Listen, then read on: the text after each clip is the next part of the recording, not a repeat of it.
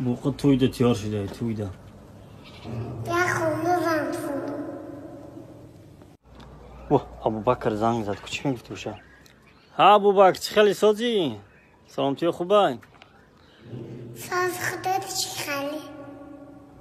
چو کردی یاد کی یاد کردی در این خونه سوار خانه رو یاد کردم سوار یاد کردی اینا گو با قربانی داریم به من دیختیم چی خالی کردی بقره چا مکنم زنمتی در تاجیکستان یک قانونی نو برومد اینم галочки мер دیدی کدوم کی 100,000 سومون کار میکنه سراز در بالای سرش یک галочки میرویا